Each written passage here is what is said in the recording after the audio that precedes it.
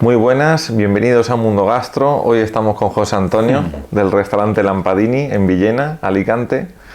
Y bueno, hoy vamos a hablar de su trayectoria, de su experiencia personal y de todas las vivencias que ha tenido a lo largo de sus más de 20... ¿cuántos? 25 años de experiencia.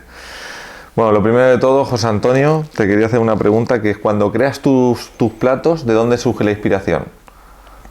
A ver, la inspiración surge, pues eso, de lo que yo vivo, de lo que yo veo alrededor de lo que tengo, y mucho, pues, de mi interior, o sea, como yo digo, del corazón, ¿no? De la actitud con la que yo asumo y planteo los platos que voy creando, siempre con inspiración de muchas cosas externas, pero también dándole ese toque y llevándolo a mi terreno, ¿no? Y un poco es eso. Yo, como digo siempre, cocino con el amor que siento, porque al final mi formación ha sido sobre todo en la cocina, fuera de que yo he hecho muchos cursos y he estado mucho fuera, pero mi formación más elemental ha sido en la cocina y donde yo lo vivo y donde yo lo siento. O sea, no tienes, digamos, una formación reglada como tal, o sea, eres completamente autodidacta. Yo soy autodidacta, sí, totalmente, porque de hecho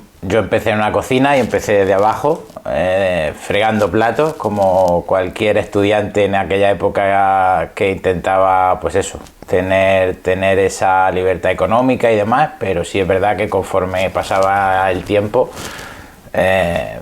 cada vez me gustaba más eso, esa vida y la cocina y el innovar y el ver cómo cocinaban, y al final te vas quedando con eso y poco a poco fui creciendo en ese aspecto y bueno, pasé de ser fregaplatos como en mi inicio a ser el cocinero de ese restaurante después de 3 años. 3 años. Y viaja mucho a Italia, ¿no? O sea, sí, o sea, me gusta mucho. Para mí es como estar en casa, porque pues me he movido por muchas partes de Italia, norte, sur, en la zona centro, y bueno, me gusta mucho ver qué se cuece en cada zona, que dentro de la misma Italia son en sí muy diferentes, que quizá uno es de aquí no lo ve así, pero cuando está allí pues ve que la zona del sur es muy diferente a la del norte, o sea, a nivel personal de la gente, de cómo se relacionan, de cómo se comunican y demás, como mucho en la comida también. O sea, por ejemplo, si hablamos de la pizza es muy diferente en el sur que en el norte, quizá también porque todo viene más del sur, ¿no? O sea, esa cocina, podríamos llamarla de la abuela, de antaño, se ha mantenido más en la zona sur que en la zona norte, donde quizás en la zona norte de alguna manera se ha especializado más, ves cocineros quizás más destacados en la parte sur, en Milán, en Roma, pero sí es verdad que bueno, Nápoles también tiene lo suyo y también hay mucha gente que trabaja muy bien, sobre todo la pizza, porque el sur es más de pizza que de pasta. Imagino que visitar otros restaurantes, por ejemplo, que te aporta una visión que luego la implementan en tu propio restaurante. O sea, ¿en qué detalles te fijas, como por ejemplo cuando vas a vivir la experiencia en un restaurante, para que te sirva como inspiración para aplicarlo en tu propio negocio? Sí, a ver, yo pienso que es algo que hay que hacer, o sea, ya no solo en la cocina que uno hace, sino yo voy a muchos restaurantes, intento ir a muchos restaurantes diferentes de la cocina que yo hago, porque al final, como yo siempre digo, yo siempre donde voy, siempre hay algo que me llevo, ¿no? O sea, cualquier detalle, cualquier decoración, cualquier complemento, cualquier plato que me gusta mucho y yo veo cómo le doy la vuelta y lo hago también un poco mío. Entonces creo que es súper importante eso, porque al final también ves un poco lo que tienes alrededor, lo que la gente está haciendo, lo que la gente está creando, tanto a nivel gastronómico como a nivel de experiencia, ¿no? De qué vivo yo cuando voy a ese local y cómo lo vivo, ¿no? Al final yo pienso que es primordial también, porque no puedes quedarte en tu cocina y generar solamente lo que tú puedas crear, ¿no? Sino que creo que es importante el siempre tener ese punto de buscar, o sea, de ver qué se cuece alrededor de donde tú estás, más cerca, más lejos, pero al final es importante. Y luego te encargas tanto de la parte de la cocina, ¿no? De elaborar los platos, de cocinarlos incluso, como la gestión del propio restaurante. ¿Cómo logras equilibrar esas dos áreas para no quemarte? Para no colapsarse. A ver, no es fácil y bueno, el paso del tiempo al final te enseña un poco a cómo equilibrarlo. Si es verdad que hay veces que tienes más tiempo, veces que tienes menos y que a veces se te acumula la parte de contabilidad, de gestión, pero yo intento siempre equilibrar. Sí es cierto que hay que echar horas y sabes que bueno, que cuando tienes que entrar a la cocina, pues entras a la cocina y es ese momento para ello, pero bueno, pues generas o durante la mañana o durante la tarde y al final intentas equilibrar, ¿no? Sí que es verdad que, y hay que decirlo, y es así, la realidad es que pues, tener y manejar un restaurante te absorbe mucho. Y luego el tema del personal, porque yo te he visto en primera persona gestionar el personal, los cuales te tienen mucho respeto y mucho cariño, y es de los pocos propietarios que he visto yo que cuida tanto a su personal. ¿Cuál es tu secreto? O sea, ¿cómo lo hace y cómo lo gestiona en el día a día para que estén tan involucrados en el proyecto y sobre todo te quieran tanto? A ver, yo lo primero que yo siempre digo es que cuando yo estoy trabajando yo soy uno más. O sea, yo no soy el jefe, yo sí marco la pauta y determino un poco cómo me gusta que se trabaje, cómo me gusta que se atienda, cómo me gusta que se hagan las cosas. Soy muy maniático en muchas cosas, en los montajes, en la cocina, en la limpieza, pero sí es verdad que al final lo que hacemos nosotros es que pasamos muchas horas aquí. Al final yo siempre digo que esto es mi segunda familia y quizás sea, en alguna ocasión puede que sea un error el relacionarte con ellos así, ¿no? Pero para mí no solo son trabajadores, sino que bueno, son también, llega un punto en que son amigos, ¿no? Y sí es verdad que separamos siempre la parte de amistad de la parte laboral, porque si no sería complicado, porque al final en momentos de presión siempre hay momentos de discusión o de desacuerdo, pero bueno, al final lo intentas llevar y lo intentas gestionar lo mejor posible. Pero sobre todo eso, al final yo creo que uno de los puntos más importantes es ese, ¿no? El que tú te hagas uno más que ellos y no seas más. Y yo, como te digo, termino en la cocina y salgo y me gusta echarles una mano en el salón, me gusta salir con la gente, o sea, al final se trata un poco de eso, ¿no? De que haya una sinergia y una colaboración continua entre las dos partes. Porque en cocina tiene incluso hasta una persona, ¿no? Tú, digamos, como tu mano derecha, ¿cuánto llevas con él trabajando? Bueno, yo con 15 años, él fue mi maestro para iniciar, o sea, mis primeras vivencias en la cocina las viví con él. Y bueno, pues yo cumplo 45 años el mes que viene y yo lo conozco a él desde que tenía 15, o sea, son 30 años que lo conozco, él ha estado mucho tiempo apartado fuera y demás, pero bueno, hace un tiempo volvió y siempre hemos estado en contacto, ¿no? Al final yo a él lo tengo casi como, pues eso, un hermano, ¿no? Porque es una persona con la que me conecto muy bien en la cocina, con la que él sabe cómo yo trabajo y yo sé cómo trabaja él, y entonces eso hace que el trabajo sea mucho más llevable. Sí, solo con mirarlo ya sabes perfectamente, o sea, el estado de ánimo que tiene, o sea, sabemos cómo nos gusta hacer las cosas, él sabe cómo me gusta trabajar a mí y bueno, él se apartó quizá un tiempo de la cocina, pero siempre le ha gustado y lo que hace lo hace con mucho amor, igual que lo hago yo y creo que por eso la comprensión y la sinergia entre ambos. O sea, casi todo el mundo en la vida, o sea, yo lo hablaba en varias ocasiones contigo, que casi siempre tenemos un punto en el que hay un antes y un después en nuestra vida. En tu caso me comentaste una vez que fue un divorcio que tuviste con la madre de tus hijos, y me gustaría saber un poco, para toda la gente que está pasando por situaciones complicadas, ya sea un divorcio o cualquier otra situación, ¿qué cambió ese momento en tu vida a nivel profesional, en base al José Antonio que era antes de en esa etapa y el José Antonio que es ahora? O sea, ¿qué modificaciones o qué aprendizajes tuviste de esa situación? Pues a ver, es un poco, lo habla con mucha gente, muchos amigos, familia. Al final, bueno, ese momento en el que paramos todos, ¿no? Que fue ese momento del COVID, ¿no? A mí ese parón, quizá a otra persona le afectó de otra manera, pero a mí ese parón pues me dio que pensar, ¿no? Y bueno, yo estuve con la madre de mi hijo casi 23 años. Fue mi primera mujer y hasta ese momento mi única mujer. Pero sí es verdad que bueno, paré y quizás yo no me había dado cuenta, pues al final la rutina del día a día, del trabajo, de la casa, de la familia, de los hijos, pues quizás no me había dado cuenta, yo no lo había visto desde otro punto de vista, pero ese parón sí que es cierto que esos días en los que estuvimos encerrados pues me dio mucho que pensar. Quizá pues eso, me hizo ver que no era el sitio donde yo ya quería estar o bueno, no sé si porque yo había cambiado, si porque habíamos cambiado ambos, pero bueno, hizo que me replanteara la vida de otra manera. Pasé un momento muy duro porque al final, pues eso, tienes hijos, es una familia, son muchos años y te paras a pensarlo mucho y bueno, quizás si no lo hubiera decidido, pues no estaría hoy donde estamos porque creo que la mejor decisión que tomé fue esa.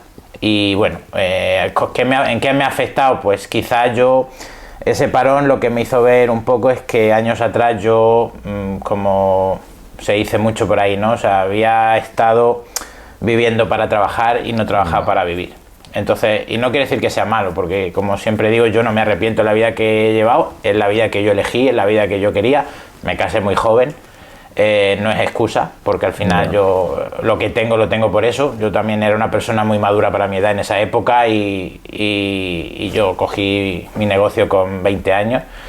Y bueno, al final llega ese momento en el que bueno, determinas que no estás donde tienes que estar, ¿no? ¿Y qué me hizo a mí? Pues cambiar ese chip, ¿no? O sea, yo ahora el trabajo lo tomo de otra manera, lo sigo amando porque es lo que me gusta, es lo que sé hacer, es lo que siempre he hecho. Pero quizás lo veo de otra manera y eso creo que también me ayuda a que lo lleve mejor, ¿no? O sea, a que lo disfrute más, porque también he sabido delegar en muchos casos tareas que yo antes no delegaba, porque consideraba que bueno, que yo era el que lo tenía que hacer todo, el que tenía que estar siempre, y bueno, pues al final consigues delegar determinadas cosas que hacen que tomes la vida de otra manera, ¿no? O sea, ¿tú consideras que, o sea, a raíz de esa situación, tu cambio de perspectiva de cómo enfrenta tu trabajo? Porque hay mucha gente me incluyo yo mismo, en el que nos creemos que hay que trabajar para vivir. Y cuando cambias el chip, o sea, incluso en algunos casos mejoran muchísimo los resultados. O sea, a lo mejor de estar trabajando 14 horas al día a trabajar 5.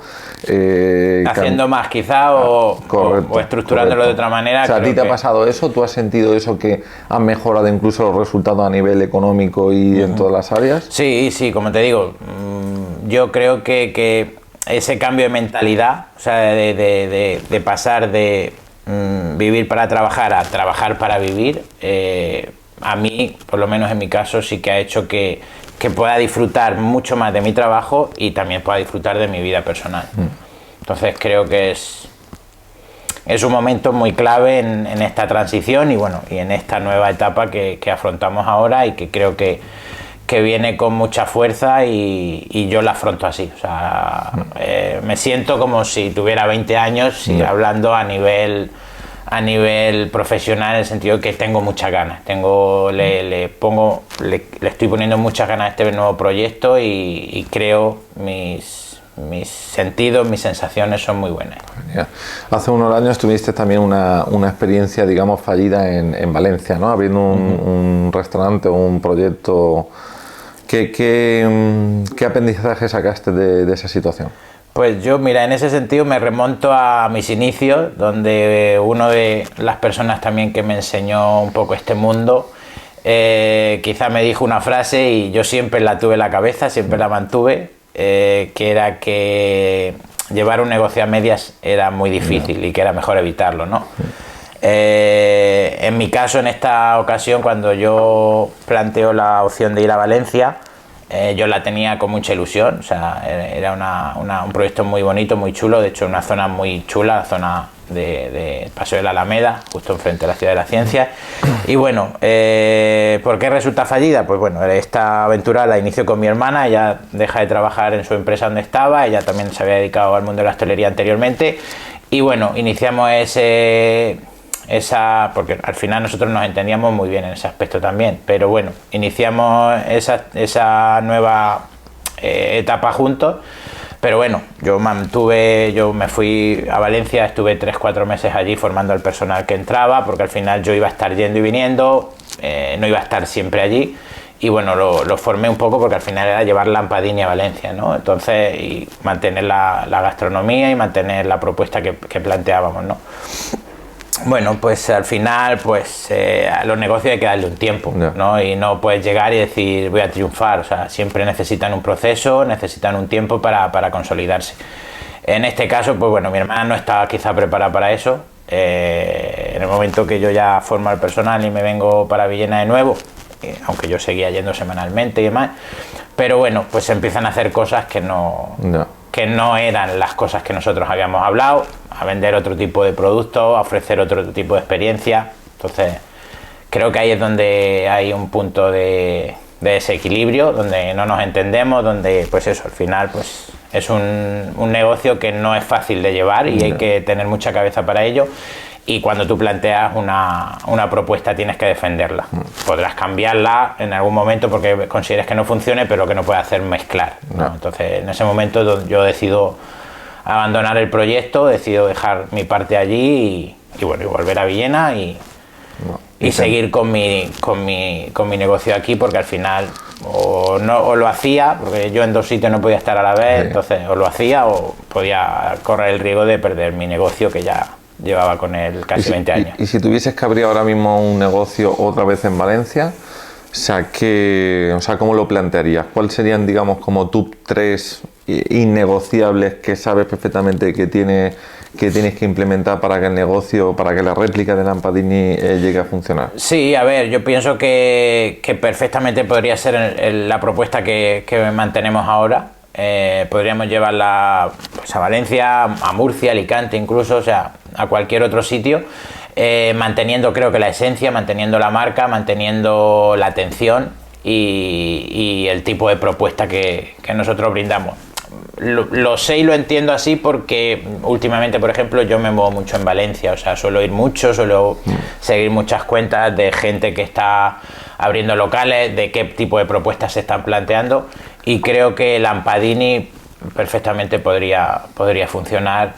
Como te digo, empezó a funcionar, pero bueno, cambió la estrategia por parte en este caso de la otra parte, y creo que se fue. O sea, la otra parte lo que hizo es empezar a, digamos, un poco a perder el origen de la base del negocio, ¿no? Y a empezar a adaptarse a... Sí, como yo muchas veces digo, es vender de todo y no vender nada. Entonces, ahí creo que es donde pinchas, sí, o sea, donde pierdes la oportunidad de hacerte diferente a muchos locales. Sí, al final los negocios, o sea, los restaurantes son como las personas, o sea, cuando no son fieles a sus valores, a su personalidad, y eso al final se convierten como en veletas que intentan agradar a todo el mundo y al final acaban no agradando a nadie. O sea, esa es un poco la conclusión que fue el detonante de eso, de la urgencia, ¿no? La urgencia de querer facturar, no mantenerse firme, no tener una personalidad fija,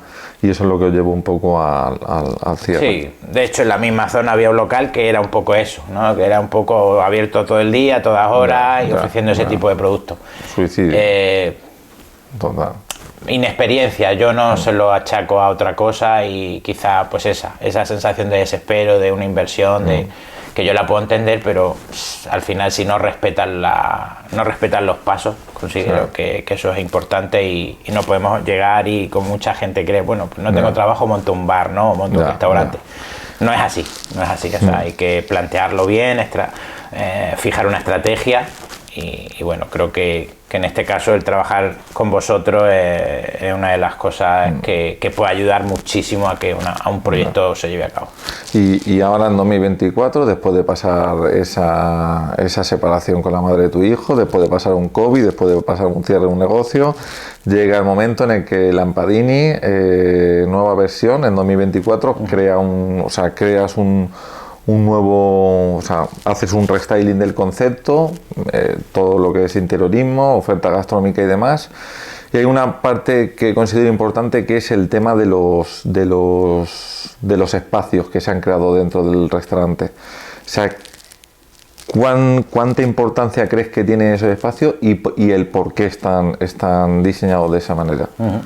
A ver, yo creo que un poco al final se han diseñado de la manera que se asocien a la marca y un poco a lo que yo quiero transmitir, ¿no?, con mi cocina. Y bueno, de hecho, pues el nombre y el logo y lo que queremos transmitir a través de la marca es esa, ¿no? Es Lampadini desde Roma con amor, ¿no? Al final hemos buscado esa parte de corazón, de que es como yo trabajo, que es como me gusta transmitir lo que hago, y eso lo llevamos también a la parte física. Lo llevamos a la parte física porque consideramos que hemos creado un ambiente muy cálido, muy familiar.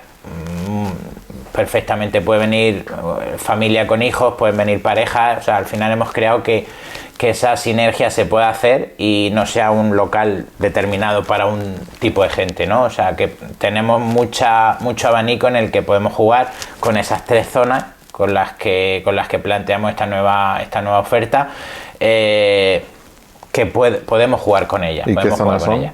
Se destacan, pues eso, hemos creado una zona que la llamamos la zona del horno, ¿no? Porque genera ese símil al salón o al hogar de la casa, ¿no? De esa casa antigua, desde la fachada cuando entramos, que queremos representar eso y queremos dar pues esa sensación de calidez, ¿no? De acercamiento a la cocina, de estar cerca de donde se cuece, ¿no? Donde se cuece todo, ¿no?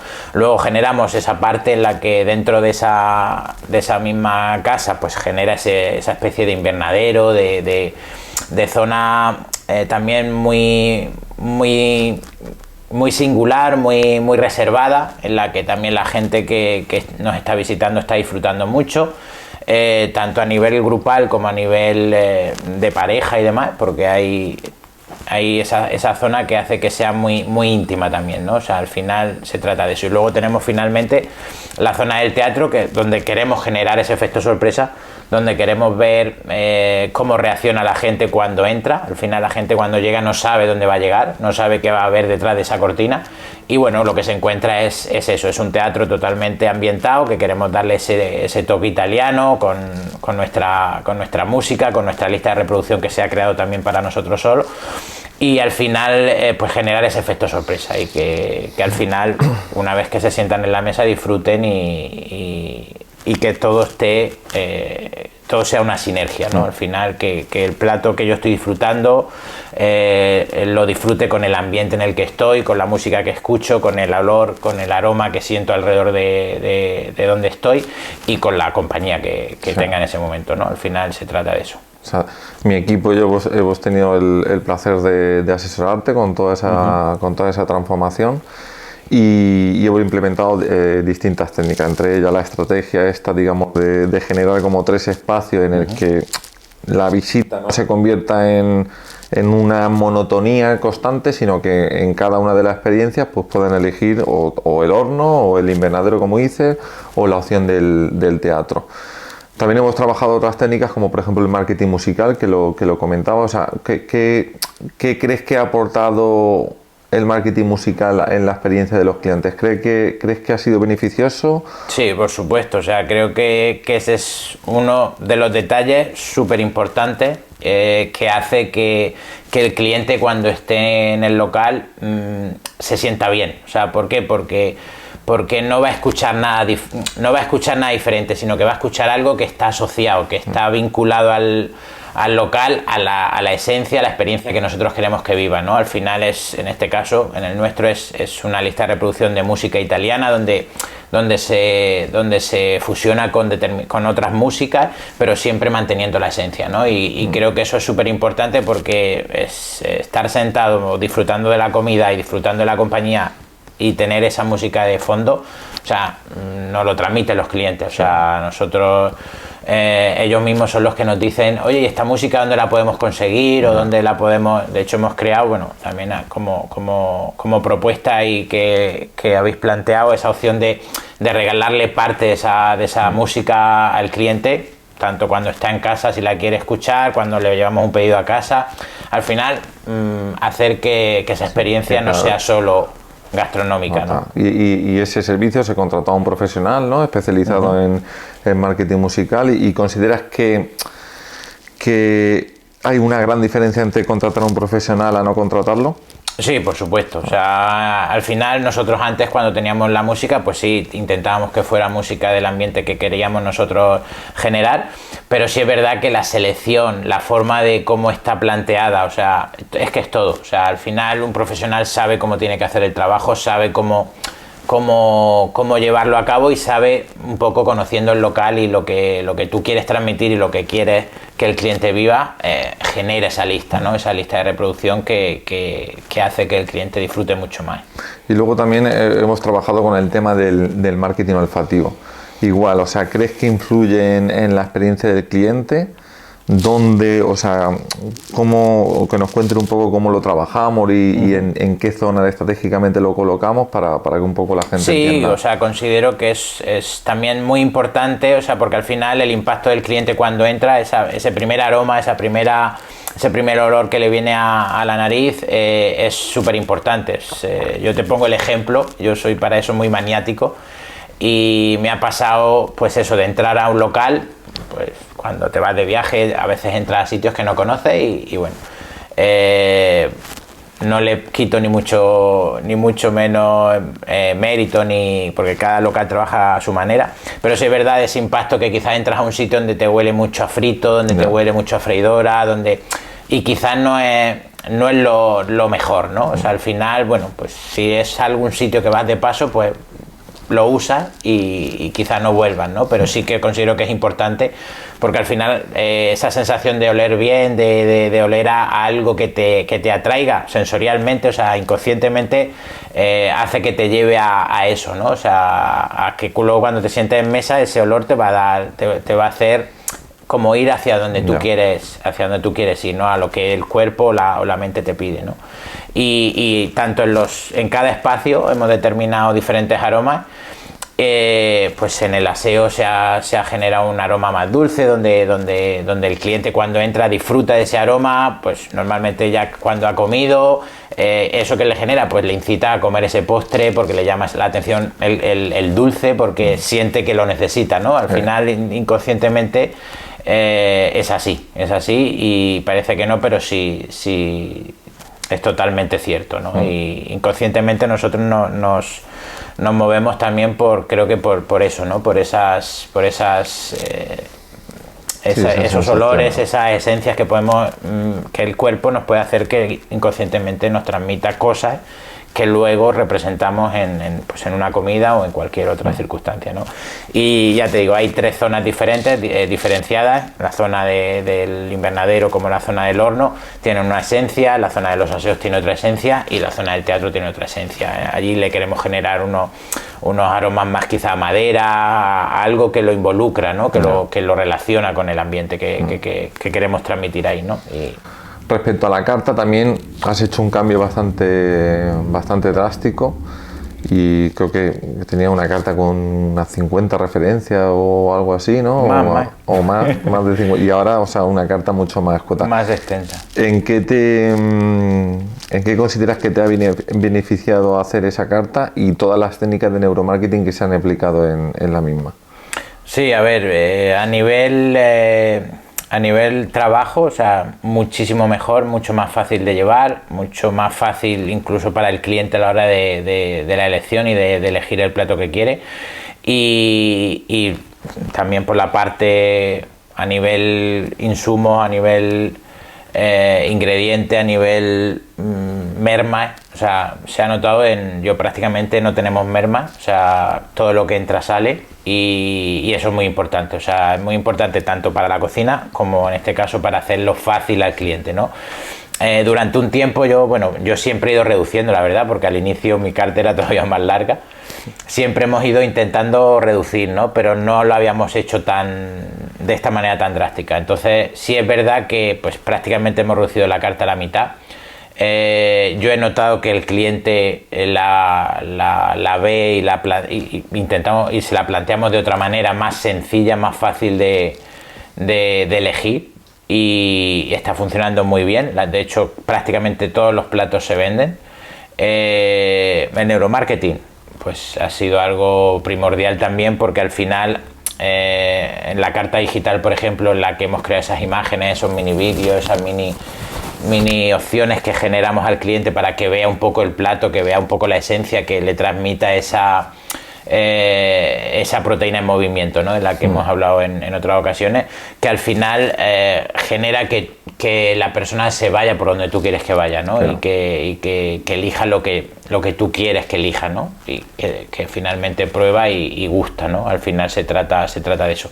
Pero sí, me parece muy importante, y a nivel, como te digo, cocina, a nivel durante el pase se hace mucho más fácil trabajarla, se hace mucho más sencilla, es más rápida en muchos casos, y la verdad que con eso súper contento. El tema de los maridajes, que también se incluyen en las cartas, tanto física como digital, ¿está influyendo en la decisión? O sea, ¿consideras que está influyendo en la decisión del cliente? Del cliente de elegir ciertos vinos y demás. Sí, de hecho, la propuesta que se plantea con esta nueva carta es la de tener todos nuestros vinos son italianos, todas nuestras cervezas son italianas.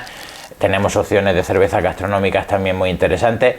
Y sinceramente, o sea, yo tenía ese miedo a, bueno, vamos a trabajar solo con vino italiano, va a ser complicado, va a ser difícil, pero todo lo contrario. O sea, yo te digo que estoy vendiendo más vino que vendía antes. Sí, ¿no? Entonces la propuesta es muy buena, o sea, el cliente también se deja un poco aconsejar, porque al final son vinos que no conoce, son vinos italianos, pero que están muy, muy bien seleccionados. O sea, hemos reducido nuestra carta a prácticamente 15 vinos. 15. Y la verdad que están teniendo movimiento todos. O sea, la verdad que el cliente se arriesga a probarlos, ¿no? Y están gustando, y como te digo, todas estas semanas que llevamos de la reapertura, yo lo estoy notando. O sea, que se venden más vino que antes. Igual que la cerveza.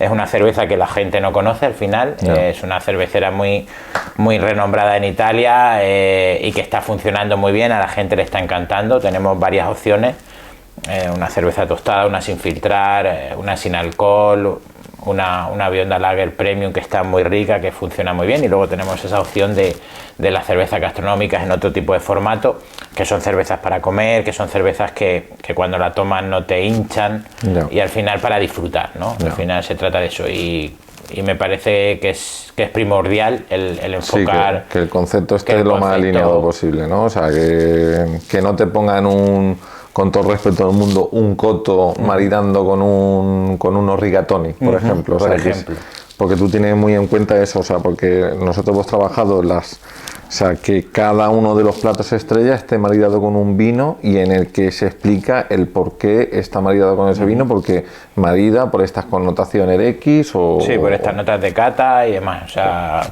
creo que es un acierto, o sea, el trabajarlo así, o sea, el trabajarlo y el al final unificar todo ese concepto, ¿no? Sí, porque era importante también para el tema del personal también de sala, o sea, de que no tengan que estar, por ejemplo, perdiendo o invirtiendo 10-15 minutos en explicar la carta, sino que esté todo explicado en la misma carta, y que sea la propia carta la que esté vendiendo, y los camareros que se estén enfocando en la atención, la atención y en estar más tranquilos observando y viendo las necesidades del cliente.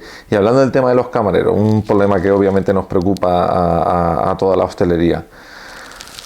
Tu opinión personal, ¿por qué crees que la gente joven no se está decantando como se decantaba antes por trabajar en la hostelería?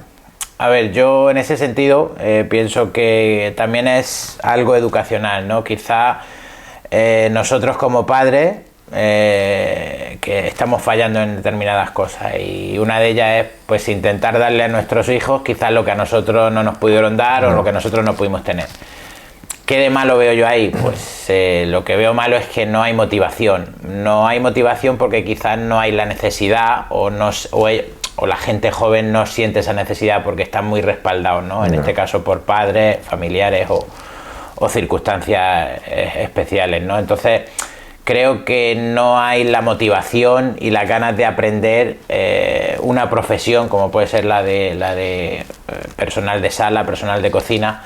Al final lo toman como algo temporal o bueno, hay gente que estudia y trabaja, que me parece perfectamente lícito porque yo lo hice en mi día y no voy a encerrar a todo el mundo en el mismo saco, ¿no? Pero sí es verdad que a nivel general esa predisposición a aprender está siendo complicada encontrarla. Que tiene hoy en día todo el mundo, tiene un wifi, tiene un plato de comida en su día a día, tiene el iPhone 24, el modelo, sí. Tiene la zapatilla último modelo, lo tienen todo y claro, o sea, no, eso perjudica a esa ambición y a esa manera de buscarse las castañas, que es como por lo menos hice yo, hiciste tú en su momento, claro, no, o sea, están tan enganchados al mundo aspiracional, teléfono, claro. de que se vende por Instagram, por TikTok y demás, que claro, o sea, que al final no es malo, pero claro, hay que saber gestionar eso. Claro, creo que la gente joven hoy en día no lo está sabiendo gestionar y ese es el problema, que al final no saben cómo gestionar eso, ¿no? Y es complicado porque consideran que pues eso pueden hacer lo que muchas personas que están en las redes han hecho y han conseguido pues con trabajo y con dedicación, pero que todo el mundo no puede hacer lo mismo. Claro, que no te queden encasquillados ahí o sea, que no te quedes como un drogadito de las redes en el que te quedes constantemente parálisis por análisis de ver ese tipo de mundo. O sea, en resumen, tu trayectoria ha sido, la verdad, que un ejemplo para muchos de los hosteleros que nos están viendo y que nos y que están pensando tanto en abrir su propio restaurante como en mejorar o salir de situaciones complicadas que tienen ahora mismo.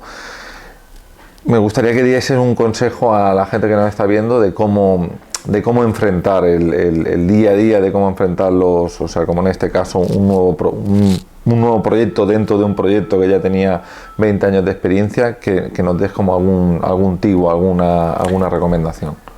Sí, a ver, para mí es súper importante, pues el primero, y creo que es fundamental, que lo que te plantees y lo que quieras hacer te guste. Eso sí que creo que es muy importante y que no lo hagas porque crees que es una salida a algo que no has podido hacer o algo fallido que no te ha salido en otro ámbito y digas, bueno, pues voy a hacer esto, ¿no? O sea, creo que hay que plantearlo muy bien. Es un trabajo que yo, por ejemplo, lo vivo mucho porque me gusta mucho el contacto con la gente, me gusta mucho lo que hago, el cocinar y el transmitir a través de la cocina es algo que me encanta y que lo hago y quizás por eso hoy, a día de hoy esté aquí, ¿no? Porque yo soy una persona en la que yo he hecho trabajos antes de dedicarme a esto o que he conllevado con la hostelería en algunos momentos, pero sí es verdad que si es algo que no me ha gustado lo he desechado enseguida porque al final no me aportaba lo que yo quería, ¿no? Entonces lo que yo primero y primordialmente aconsejo es que lo que vayas a hacer lo hagas con ganas, lo hagas con amor, lo hagas con gusto y a partir de ahí no tiene por qué haber un límite. O sea, yo creo que puedes llegar a lo que tú quieras siempre que pues eso, tendrás que formarte, tendrás que prepararte, tendrás que quizá afrontar problemas en determinados momentos como en cualquier otro negocio, ¿no? Pero creo que el fundamento es ese, o sea, el hacer las cosas con amor y hacer lo que realmente, si lo vas a hacer porque te gusta, porque si no es muy complicado. Sí. El mundo de la hostelería es muy difícil para la persona que no le gusta o que no está de alguna manera acostumbrada a ese feedback entre cliente y personal, ¿no? O sea, ya sea de sala, ya sea de cocina, ya sea... Es algo que creo que hay que tener en cuenta. Genial. Y José, por último, ¿cuáles son tus próximos retos, objetivos con tu carrera dentro del mundo de la hostelería? Pues a ver, a mí esta nueva propuesta, como hemos hablado en otras ocasiones, creo que yo le veo muchas opciones, le veo mucha salida y mucha oportunidad. y creo que es un proyecto muy, muy chulo y que puede romper. Y bueno, proyecto, a mí me gustaría crecer y crecer hacia otros sitios. Tampoco quizá no el franquiciar la marca y demás, que eso ya se vería con el tiempo, ¿no? Pero sí que después de todos estos años que yo le he dedicado al negocio, creo que es hora de eso, de afianzar un poco más la marca, de que darnos a conocer fuera. Porque al final nosotros aquí en nuestro ámbito ya pues nos conoce mucha gente. De hecho, nosotros por aquí ya han pasado 2, 3 generaciones de niños pequeños que venían con sus padres, pues vienen casados, vienen con hijos, vienen... esa clientela está. Entonces, porque considero que hemos hecho bien las cosas, ¿no? Y si no estarían, no volverían, ¿no? No estarían aquí. Pero fuera de eso sí es verdad que esa nueva propuesta yo quiero llevarla a otra gente, ¿no? Y que la gente venga a conocernos y bueno, llega el momento, ¿por qué no crecer hacia otras ciudades como pueden ser Alicante, Murcia, Valencia, Elche, que la tenemos cerca? O sea, podríamos plantearnos el poder, pues eso, hacer que Lampadini se vaya, Venga, se vaya dando a conocer más. Te voy a poner un compromiso. ¿Dónde visualizas Lampadini? O sea, ¿en qué ubicación concreta? Incluso ¿en qué zona, en qué barrio concreto visualizas Lampadini dentro de 3 años? Pues a ver, ahí Valencia me llama mucho la atención, aunque como hemos hablado antes tuvimos una mala experiencia. Pero Valencia creo que es un punto a nivel gastronómico que está creciendo de una manera exponencial en los últimos años, y la verdad que hay zonas que me llaman mucho la atención, o sea, la zona centro, la zona de Cánova, o sea, toda esa zona creo que es una zona muy, muy interesante, o sea, donde se podría trabajar bien. Como te digo, creo que está creciendo de una manera brutal el mundo gastronómico en Valencia, y con unas propuestas, la verdad que muy innovadoras, muy chulas, muy diferentes, ¿no? Que al final se trata de eso. Si quizá tenemos que poner Alicante y Valencia, creo que hay mucha diferencia, ¿no? Sí. O sea, mucha diferencia también quizá por población, por movimiento de gente. Sí, está mucho más potente Valencia. Pero en relación a eso creo que Valencia tiene un volumen muy grande y están generando mucha cosa diferente, mucho proyecto diferente que quizá en Alicante todavía no plantean. O sea, quizá Alicante yo lo veo como una zona más turística, más de gente de paso. Entonces quizá es por eso que no hay tanta opción, ¿no? O sea, tanto planteamiento de cara a hacer cosas diferentes, o sea, propuestas diferentes, experiencias diferentes. Creo que por ahí a mí Valencia siempre me ha llamado la atención. O sea que estamos en el 24 de septiembre, ¿no? De 2024, ¿no? Pues el 24 de septiembre de 2020, me la voy a jugar, 26. Haremos una nueva entrevista en Valencia, porque ya os digo, o sea, el poder de la visualización es increíble, o sea, siempre y cuando va acompañado de trabajo duro, constancia y mucha determinación, y estoy seguro que José Antonio dentro de 2 años nos volveremos a ver en Valencia. Pues nada, José, muchas gracias, un placer hablar contigo, un placer trabajar contigo y un placer que haya entrado en la vida tanto mía como la de nuestro equipo, la verdad, porque la verdad es que eres un ejemplo de superación en todos los sentidos. Así que gracias a vosotros por la oportunidad, por darme la opción de poder trabajar juntos, y ojalá que lo que tenemos en la cabeza y lo que tenemos en el corazón salga y vaya todo para adelante como esperamos. Seguro. Muchas gracias, José.